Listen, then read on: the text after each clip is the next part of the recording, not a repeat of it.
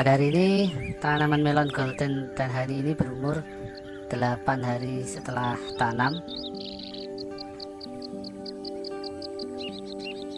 dan pada hari ini sedang saya lakukan penyemprotan atau spray. Jadi ini baru spray yang kedua. Jadi kemarin penyemprotan pertama itu pada umur 3 hari setelah tanam, kemudian jadwalnya 6 hari setelah tanam karena pas umur 6 hari setelah tanam itu turun hujan, kemudian diundur ke 7 hari setelah tanam. Ternyata 7 hari setelah tanam, yaitu kemarin, hujan juga, dan baru sekarang di umur ke-8 hari setelah tanam tidak turun hujan. Jadi penyemprotan baru saya lakukan sekarang.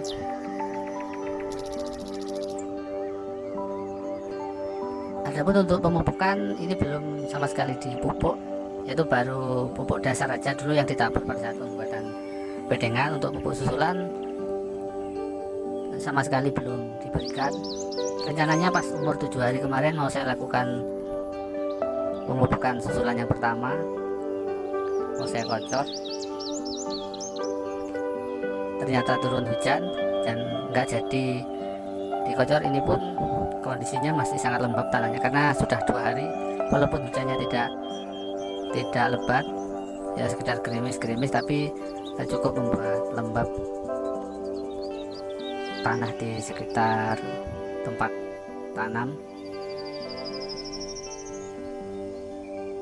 Jadi mungkin pemupukan akan saya lakukan di usia 10 hari setelah tanam, tapi tergantung kondisi, lihat perkembangannya nanti di umur ke 10 hari sudah memungkinkan apa belum. Kemudian juga dari segi cuaca, kalau misalnya tidak memungkinkan, bisa jadi pemupukan pertama langsung pada usia 15 hari. Jadi sebelum kita melakukan pemupukan itu kita harus lihat dulu kondisi tanaman, dia siap nggak untuk dilakukan pemupukan. Walaupun tanaman terlihat segar, kalau habis turun hujan kemudian kita berikan pupuk dengan cara dikocor, itu resiko layunya tinggi. Jadi yang penting tanaman sehat dulu.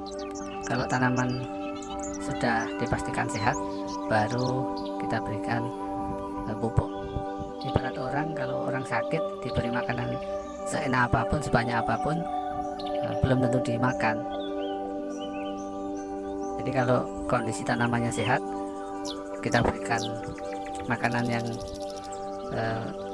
bergizi, maka pertumbuhannya akan bisa optimal. Oke, karena kemarin penyemprotan jeda 4 hari. 4 hari itu termasuk lama ya kalau untuk melon.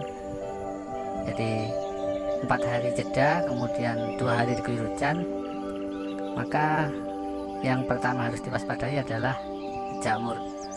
Jadi dengan kondisi seperti ini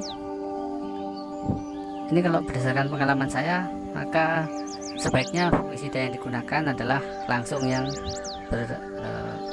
sifatnya itu yang jenisnya kuratif atau penyembuhan, karena jeda 4 hari kemudian 2 hari diguyur hujan, biasanya bintik-bintik jamur muncul.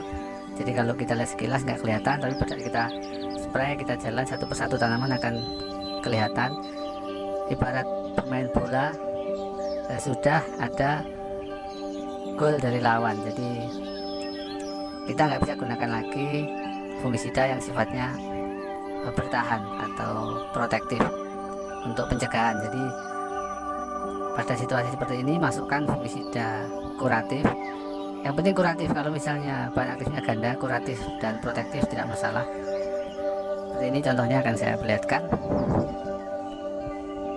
Seperti yang saya sebutkan kemarin. Jadi hari ini saya gunakan fungisida merek dagang Kenosis, bahan aktif karbendazim 60%. Jadi ini sifatnya sistemik, bersifat fungisida sistemik, bersifat protektif dan kuratif. Jadi kalau ada jamur dia mematikan, sekaligus dia nanti memberikan perlindungan. Tapi kalau menurut saya, nanti setelah penyemprotan kali ini, kalau misalnya nyemprot lagi, harus sebaiknya digunakan yang protektif. Jadi kuratif ini harus diselingi dengan yang protektif, karena kalau kita gunakan yang kuratif terus-terusan memang jamur lebih bisa dipastikan mati, namun nanti akan berdampak ke kondisi tanaman itu sendiri. Jadi kalau di teter terus-terusan pakai yang kuratif, menurut saya kurang optimal. Jadi harus diselang-seling antara kuratif dan protektif. Jadi kuratif ini istilahnya pamungkasnya, jadi andalan. Jadi kita gunakan senjata andalan itu saat diperlukan, selebihnya kita pencegahan. Jadi karena kalau pencegahan tidak ada efek sampingnya, jadi sesering apapun, sebanyak apapun tidak akan pengaruh ke tanaman. Hanya saja kalau sudah ada jamur yang masuk sementara kita tetap mencegah, maka tidak akan efektif. Jadi ketika ada jamur kita harus membasmi. Setelah jamur dibasmi baru kita mencegah lagi, kurang lebih seperti itu. Kemudian untuk inseknya kali ini saya menggunakan Abasel ini abamectin bukan aktifnya. Jadi silahkan sahabat-sahabat petani maju menggunakan merek dagang apapun, yang penting kalau mau menurut saya jadi ini abamectin dan carbendazim. Kemudian untuk perekat, karena sering turun hujan, untuk pemupukan penyemprotan pertama kemarin saya tidak pakai perekat, kali ini saya pakai perekat interdistik.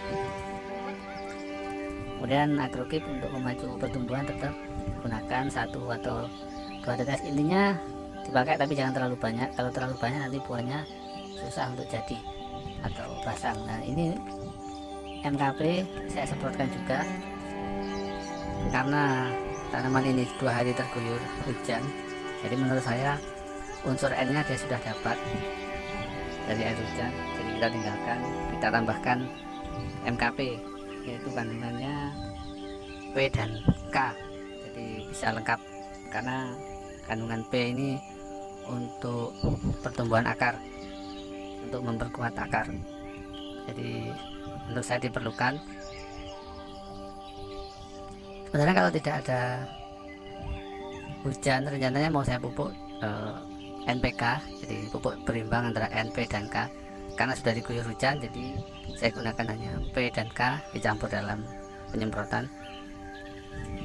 Kemudian untuk takarannya ini saya gunakan 1 sendok per tangki seperti ini.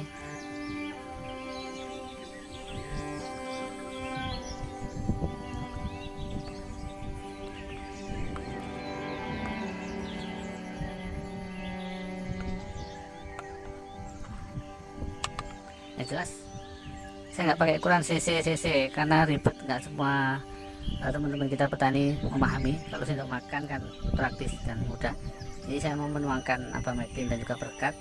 Kalau cuma tangan 1 nggak bisa. Yang jelas takarannya 1 sendok abamectin dan juga perekat, sama kayak fungisida tadi, termasuk juga MKP. Dan setelah saya mencampur abamectin dan juga perekat, saya akan langsung melakukan spray. Jadi saya tidak bisa sambil membuat videonya terhenti sampai di sini. Saya lanjutkan pakai spray. Kalau ada temennya saya bisa, ada yang merekam, jadi saya bisa langsung kerja karena ini saya sendirian di lahan, bekerja libur semua kalau hari Minggu. Jadi sementara cukup sekian dulu, sampai jumpa di video-video selanjutnya. Wassalamualaikum warahmatullahi wabarakatuh.